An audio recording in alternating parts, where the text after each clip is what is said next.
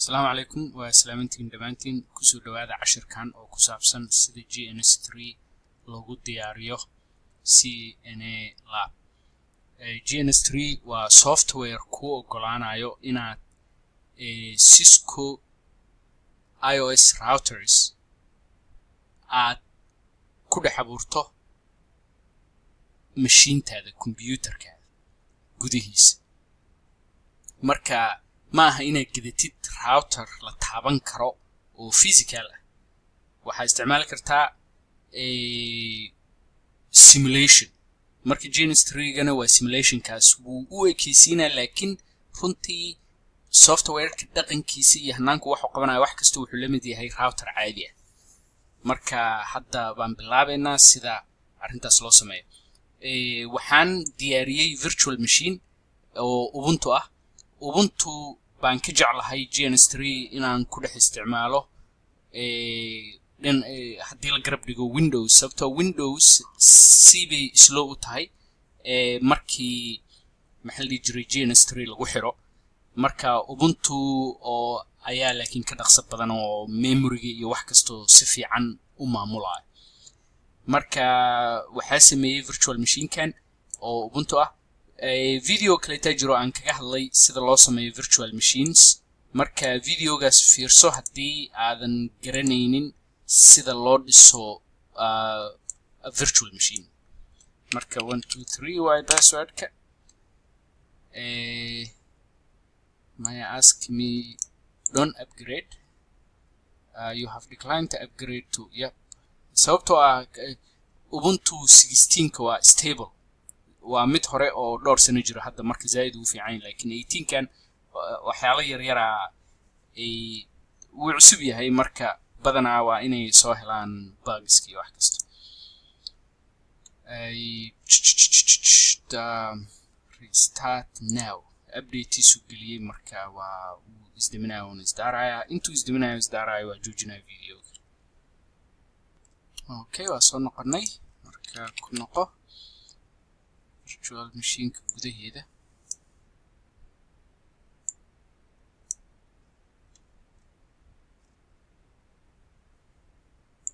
waa slow waxay la tahay waa laptopkayga markii GNS3 rabtid inaad ku xirtid waa inaad terminalka isticmaasho because waxa u baahan tahay inuu GNS3 asiisid idan xoog badan hadda user kan GNS3 idan saas ma laha marka GNS3 wuxuu u baahan yahay inuu qaato qaar kamid ah CPU-ga computerka maskaxdiisa iyo memory-ga computerka xasuustiisa iyo also hard drive-ka meesha computerka uu wax ku kaydsado marka waxyaalahaas oo dhan ubuntu baa u diidayo dhahayo GNS3 software ko ma haysatid idankaas laakiin haddaad tiraahid sudo super user markaas aad tiraahid passwordka siisid hadda root baa noqotay root marka wax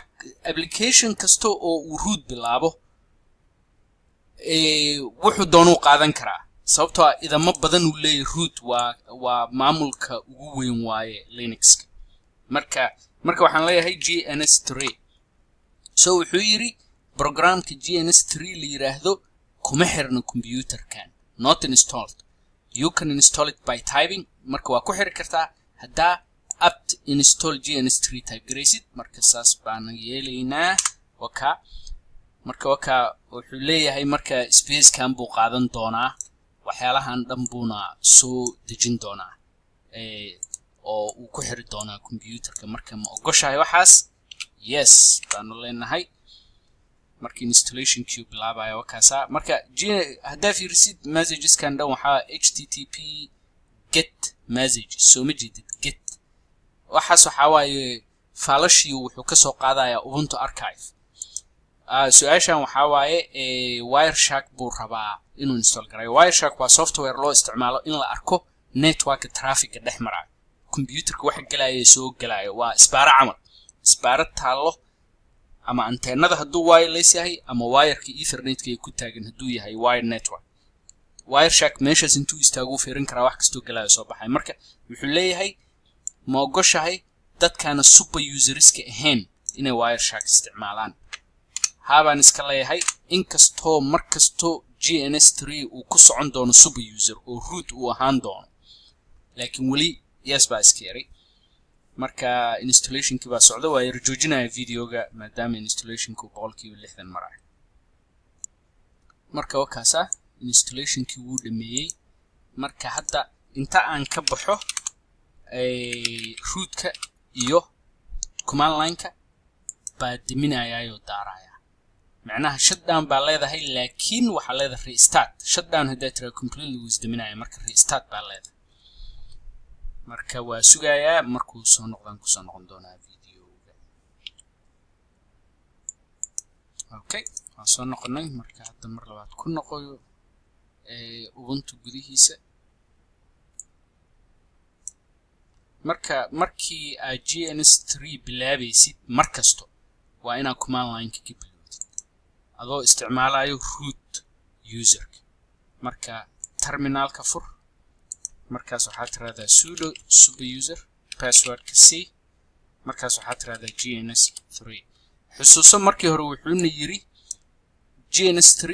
is not installed wuu soo heli waayo Soomaa laakiin hadda waan install gareyna markuu uu furaaya marka wakaas GNS3 wuu bilaabay marka howlahan yar ka qabanayna marka GNS3 wuxuu u baahan configure the path to the OS image operating system kii u baahan router marka waxa isticmaali doona Cisco routers waxay u baahan yihiin iOS marka iOS ma dhex yaalo mashiintan laakiin wuxuu dhex yaalaa mashiin kale oo guriga yaal mashiintaas ka soo dejinayna markaasna waa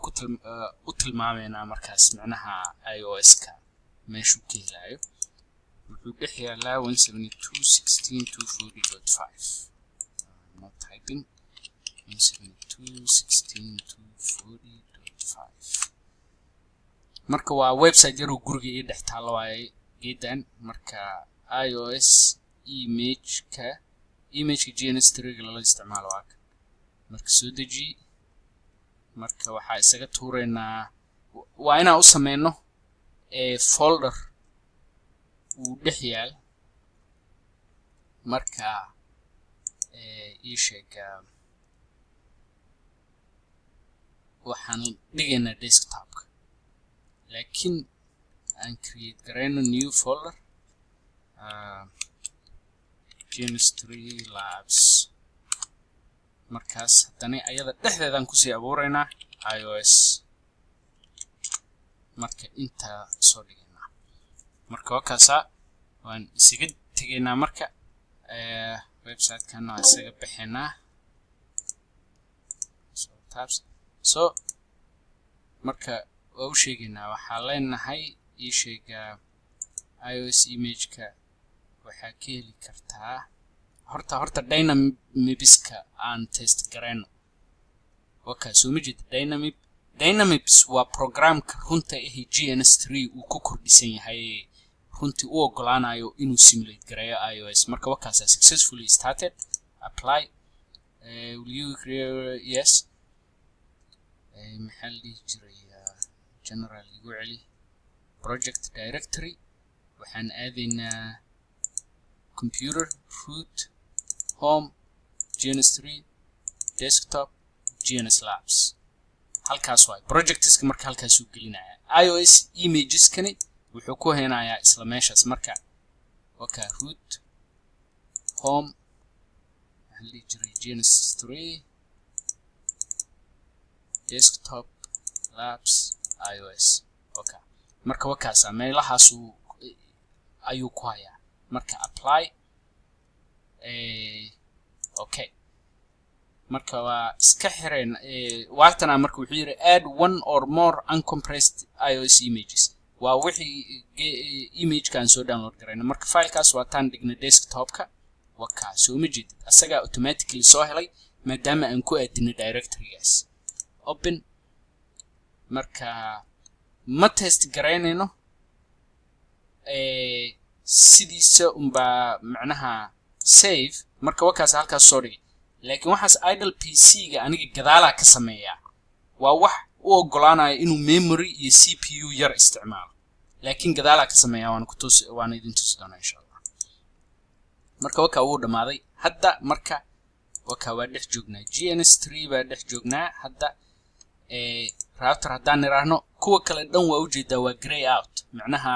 ayaga dhan gray laga dhigay ma qaadan karna laakiin kan waa qaadan karnaa sababtoo ah operating system baa jaa u yeelnay marka waka hal xabo soo ma jeedin marka midkan aan iska delete gareeno halkaana ku bilaabeena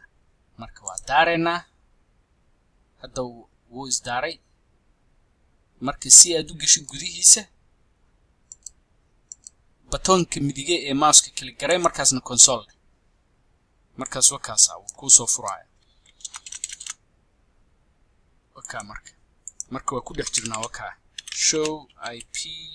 interfaces brief hada tirahid waka waa Cisco router meesha taagan ii sheeg marka